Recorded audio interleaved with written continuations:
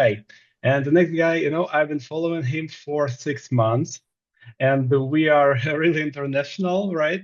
And we are moving to Balkan. And as I was told that his name is, translates as a son of wolf. And it's really cool, We all of us we have to take this nickname. Okay, here is the Chief Marketing Officer on a stage of HeyReach, a fast-growing startup from Balkan. Vukasin. Hi, how are you? Hey man, thanks for the intro. I haven't heard the wolf analogy for a long time, so much appreciated. When I was told I want really son of wolf, how could you create such a cool name? Really? Yeah, you gotta ask my dad. My dad was very driven to give me this name, and yeah, I like it honestly. Like it's cool. Of course you like it. I like it. Everybody likes it. Only Armenians they have more sophisticated names than this. Yes, sir. Cool. Let Okay, me let's start. And the microphone is yours and stage is yours. let me know if you can see my screen. Yes, yes. Cool. Okay. So hey guys, like thanks so much, for having me here. Sergey decided to give this keynote of mine like a catchy title. So marketing is the best, sales tool uncovered, and who am I to complain? So today, like as Sergey stated, like I work as a CMO at HeyReach, and our journey so far, has been going good. Knock on wood, I can't really complain. This is a quick graph of kind of like our journey to this milestone and some of the critical moments from the business perspective. And I wanted, to come here today and just reveal everything in a super actionable way so that you can get instantly applicable advice. So I'm not gonna kind of hold up anything, and looking forward to your questions as well. So like before joining as a CMO, I started as their consultant when HeyReach was around 15K MRR approximately. And, fast forward to today, our best performing channel by far is word of mouth, inbound, obviously. And over 90% of this revenue came through inbound. And, when you kind of roll it back, like why was this selected as our channel? Why was this prioritized on the expense of everything else? And I'll show you the details in a few minutes. Like, is this notion of what kind of like I labeled as our growth square loop? So if you think about it, like we have a free trial model, user kind of signs up, standard B2B SaaS stuff. If you convert them, activate, convert, you have that notion. And then if they win, in our sense, like HeyReach is a LinkedIn outreach tool. So if they send a campaign, they get positive replies, they book meetings, they close deals, they win. And if we are able to help them in whatever way possible to continuously win, the chances of them speaking positively about our tool is dramatically bigger. And so in my mind, like the logic that I live and die on was HeyReach user will sell HeyReach better than I ever can. And so that was the kind of like the first calling call for me, like, okay, I need to prioritize word of mouth and, together with my, colleagues. And then the second thing is when you think about our ICP, in the early days, it was primarily lead gen agencies, but you also have like sales teams, growth teams, revenue teams. And so if you analyze your ICPs, and what I mean by that is once you have all the intelligence, all the information about your ICP, what you wanna is you want to filter stuff that gives you an action point. What gave me an action point towards word of mouth was that these guys are very active on LinkedIn. They are also recording decent amount of videos. Some of them have YouTube channels. They all aim to build authority in front of their audience. And it's also like a very important acquisition channel for them. And so if you exclude any marketing from HeyReach, like just imagine there's no marketing. If the product helps them deliver, and if they do it more than once, they are going to share, posts, videos about us without us saying anything. And once I've seen this, in the early days, this was the second thing, and the second, one of the primary reasons why the strategy kind of evolved around around word of mouth. And to put it in perspective, like typically when you're doing inbound, there's a lot of content in that formula, and so you can promote stuff via our newsletter. You can promote, in your product, doing some product marketing notions. You can go to social. You can try to optimize for search now, GEO and things like that. You can try to do some placements and whatever strategy in place. But what I was thinking about and what the team was thinking about is if we add users promoting content and partners, and by partners, I mean tools we integrated with. And so one of the things, was, for example, the integration with Clay. We were the first LinkedIn outreach tool to do that a long time ago. And this was one of the best decisions that we ever made because, we started tapping into their audience and kind of doing this in an evergreen way. And so this is, the logic. This was the strategic thinking behind it. And now, we can jump into some tactical things like how was this actually executed? And so one of the first things that was done with both Clay and Trigify, with Clay, this was phenomenal, honestly. With Trigify, it was also great. It was, typically when you integrate with the tool, and our ICP really wanted integrations, you typically do like an actionable webinar or some sort of like an event where you try to demonstrate how the tools can be used. You have power users, whatever the case may be. What we've added as a distribution and promotion strategy to this was a contest on LinkedIn. So the rules were you use our two tools to generate results for your business. If you generate results, you share them on LinkedIn. And if you share them on LinkedIn and, demonstrate everything you've done and what are kind of the results, you might get some very, very cool incentives and very good prizes. So for example, 1 year of free HeyReach account for your entire agency, zero cost, a lot of Clay credits, Trigify subscriptions and things like that. So the incentives were really, really good. Both partners kind of promoted it really, really well. And this was a lot of organic LinkedIn posts for us. And so, for example, if you think about it, when we integrated with Clay, HeyReach was really, really small. And so to tap into this audience, to have like Clay kind of promoting this together with us, it was phenomenal for the business.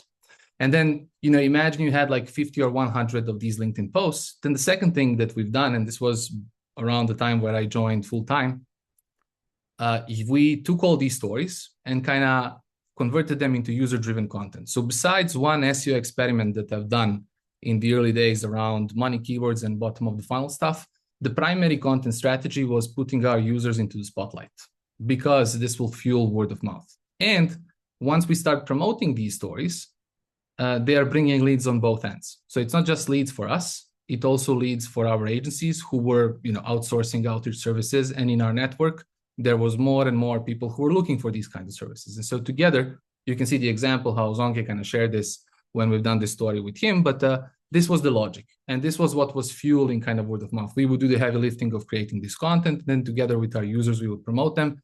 And the key thing that kind of glued this deal together was the win-win arrangement because both sides will benefit from it.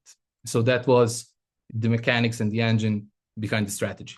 And this can be applied like in any content strategy you want. This is like the alpha and omega of ours. So for example, we've done the same thing with Clay templates, NA10 templates, Make templates. We have integrations with all these tools.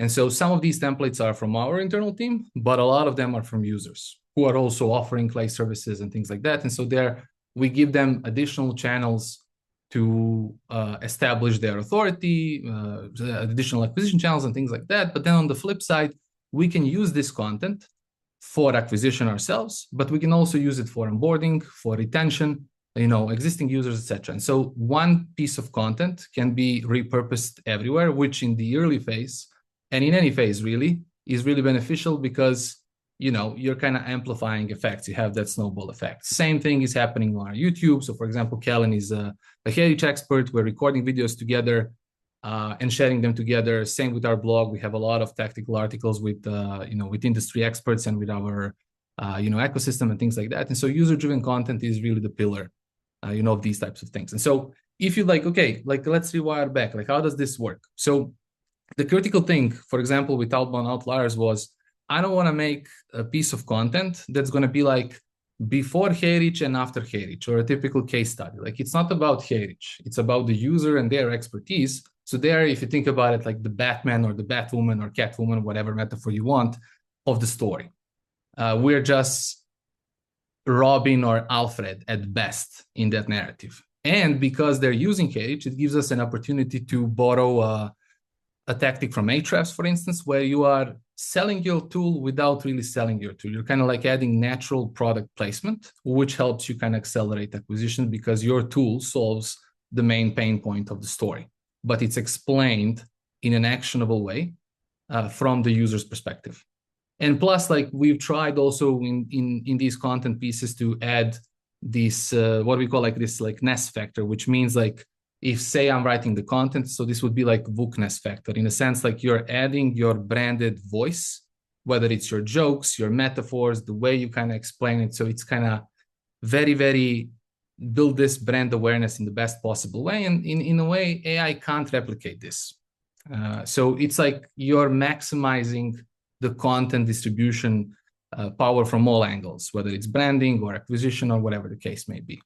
And the primary rule in terms of distribution, no content piece we create should be used only once for promotion. So if we do outbound outliers on the website, then maybe we can do the YouTube video with the same user, or maybe we can repurpose this as a template in our tool, or maybe we should do something else. Like whatever the case may be, like this was the logic, and this was one of the smartest decisions we've made.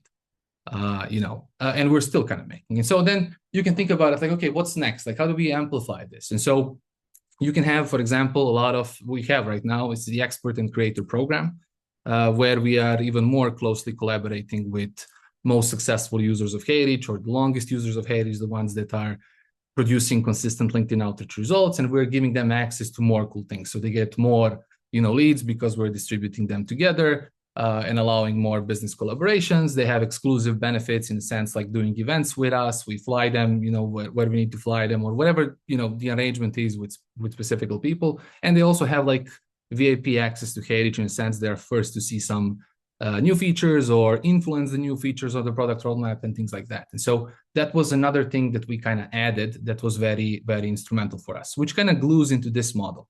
So LinkedIn isn't obviously, it's like important channel for us, but there are 3 initiatives that we have. Like we have personal profiles. You've seen a lot on this Cold IQ presentation, but we have, I think, 10 people active, plus the company page. We have user ambassadors. By what I mean by that is organic users who are mentioning us on their own. So we have nothing to do to push this, but they are organically kind of doing this. And nowadays we have hundreds and hundreds of mentions every single month, which is phenomenal. And for what I am insanely grateful, for this and very happy about it. And there are experts and creators. So we don't have any influencers. We don't do deals like I pay you and you post. There are different things, and these win-win negotiations that kind of make this model scalable and beneficial to both sides. So for example, like you have, like if you think about it, like how do we tie this to the revenue? What's the ROI? So personal profiles, we're building authority. It is very important for us in terms of trust. We're connecting with all our users, expanding our network strategically and things like that. And we are writing everything from the perspective of how I did something or how I failed something.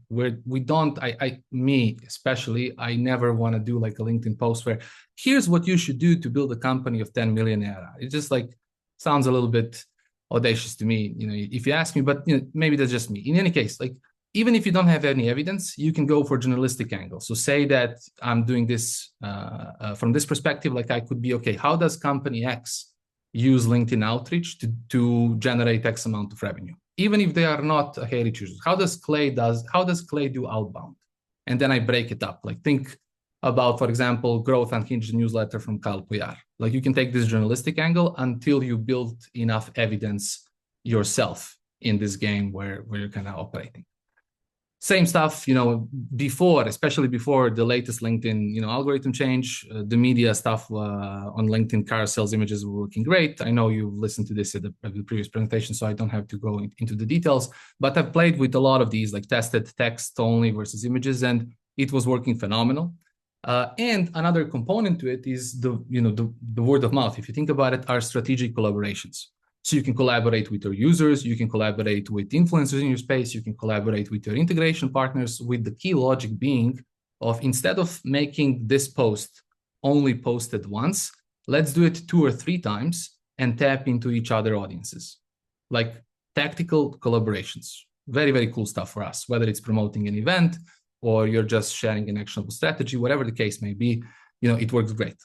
Same stuff, if you're shooting for leads, like this is Nadia, our head of sales, promoting our N8N integration in a specific way.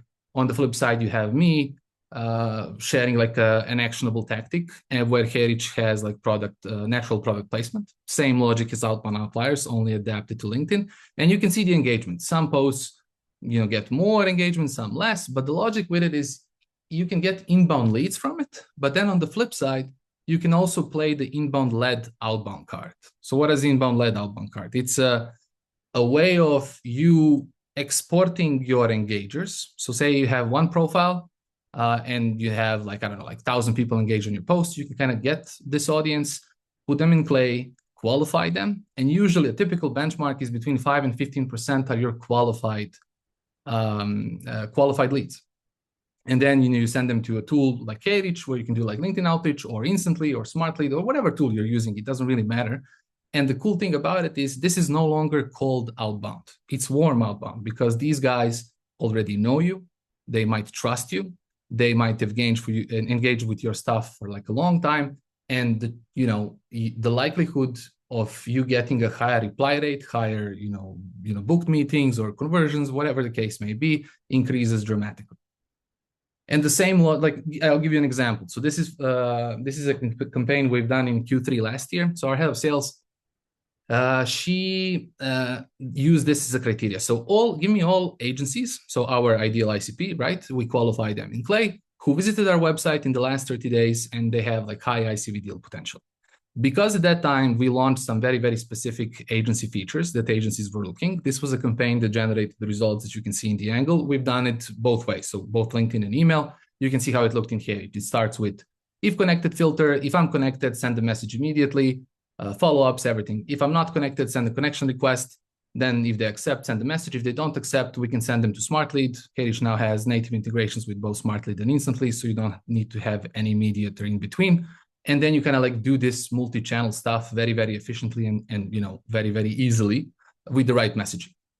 Same stuff happens like when, I mentioned ambassadors who are mentioning us organically. So Finn is a very reputable guy in the space, but you don't have to have just, big, LinkedIn creators with large following. Even if you have 50 people that have 10 likes post about you this week or this month, it still matters. It's still like the audience. Same with Maya, for instance. So the famous GTM strategist and a good friend of mine. If you don't follow her newsletter, I strongly recommend you subscribe. We've done like this story in her newsletter about HeyReach. We were at 6 million back then. And so you can see the engagement. And so the same logic now applies. Like this is also interesting audience that we can use for warm outbound. So for example, give me all the people who engaged on this specific LinkedIn post and who visited our website, send them outreach, Same stuff with experts and creators. This is how it looks in practice. So when we launch some cool things, integrations or, HeyReach MCP, whatever the feature is, or it doesn't have to be like a feature launch. It can be anything like their campaign using LinkedIn or their expertise, whatever the case ends up being. Like this is a lot of cool people engaging where both sides are winning. So Jeremy, Tom, Rauf, or Sean, like we are all kind of getting cool stuff and positive ROI from it. Same things with events. We do a lot of these with the guys. And so it's both online and offline. We're traveling more or less across the globe, with them. And it's very cool for, lead gen. And what I mean by that, so you're kind of maximizing impact, meaning you are getting inbound stuff from LinkedIn because you're actively posting and all of the guys in your ecosystem. But on the back end, you also have warm outbound to maximize and attack on both fronts. So it's like full offense, which I believe marketing should be about. And then say you start running ads. I've been running ads a lot in the past, like 2 quarters now. And this was originally like an ambassador posting about us. And because it was a great post, we boosted it with thought leadership ads on LinkedIn. Good for Janendra and good for us as well, right? Because he might get some leads, he'll get some new followers, new connections, all the good stuff. We get the same too. And right now, I can tell you that LinkedIn thought leadership ads and other types of LinkedIn ads have given me in the past 3 months 20x ROAS, which are insanely profitable because they're built on all this like audience, word of mouth, warm stuff. And this is why I think that was one of the key reasons why this was a profitable venture, from day one. And you can like kind of reverse engineer it now and kind of again connect it and maximize it on both ends. So say you do a LinkedIn ad, say you have a person kind of sign up, they've seen this post, they sign up, they converted. If they are in a tier 1, tier 2, they will go to human-led onboarding and activation. If they are in tier 3 or whatever tier, they will go to a self-serve Notion. Say that they, for example, sign up, but they haven't converted. Now it's a different story. We can do warm outreach, or we can retarget with some specific ads, depending on their engagement. Or there's a third scenario where they didn't sign up at all. So they just seen or maybe interacted with our ad. It's the same logic now. It's a warm lead for our sales. Because, for example, they can say, okay, give me the leads who visited our website, who interacted on a specific post about feature XYZ. And with that type of qualification, mixing 2 or 3 GTM signals, where marketing and sales collaborate very closely together, the message writes itself up. So you don't have to spend hours creating outreach. You don't even need AI. Like you can literally write that message because everything is super qualified in a couple of minutes. Or you can do some other marketing initiative, like again, retarget them and things like that. And so with that in mind, like this is all I had prepared for you. I just wanted to leave a little bit time for questions, or if you have some similar challenges that smell inbound on word of mouth or whatever the case may be, so you can ask and we can try to figure them out on the spot. Hopefully it was actionable and hopefully it was useful for you guys. Oh, yeah, that was huge.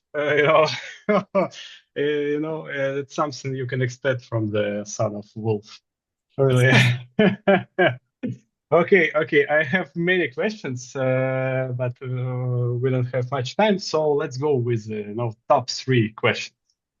Okay, I have one from here, and I believe it's from one of the founders. If you restarted today, what would be your first 3 posts? First 3 posts in a sense about LinkedIn? Yes, I guess yes. So I would probably copy paste, what we did. I would just adjust it to the current state of GTM. So I would try to figure out, like, if my audience again are agencies, sales, and growth, I would try to break down what are the key campaigns that can drive positive ROI for them. And so it would be about this, whether it's this campaign, for example, Sergey sent 100 LinkedIn messages and booked 20 meetings. How did he do that? That could be posted. Okay. And then it could be my next post, right? yeah. And or, for example, we could do a webinar together, and then the post would be, Sergey did this. He's going to break down everything, exactly what the guys are doing with the webinars right now. So that can be another post. We're kind of getting them into events. So basically, all the posts that are giving people actionable value and that allow you to have a natural product placement. So like an ad without feeling like an ad. Okay, cool. Thank you so much. Okay, next question. Where can I find the best pleskavica in Beograd? You can try. Send me a LinkedIn. Like, it's tough to pronounce this in Serbian, but send me a LinkedIn DM. I'll send you a few places. Okay. Thank you so much. Next one is very serious one. What type of post hurt credibility even with good engagement? One more time. What type of post? Yes, what type of post can hurt credibility even with good engagement? Can hurt credibility. Yes. So I think if you say things that are not true, so say that I'm not sending LinkedIn outreach, but my posts are about how I'm killing it at LinkedIn outreach. I think you can get some short-term gain for it, but I think long-term, it's going to come back and, pardon my French, but bite you in the ass, because you might get on a podcast and somebody might ask you something, and because you don't have a lot of experience, you won't have a lot of confidence to talk about it. So I think, like, if you come from an honest place, this is your best bet, I feel. Okay. Thank you so much. This golden gate on your background reminds me Nico Bellic from GTA. Exactly. I should have told it. Okay. Let me quickly interrupt you and add my personal observation from your speech. First of all, it was amazing, and I think we've got many interesting insights from it.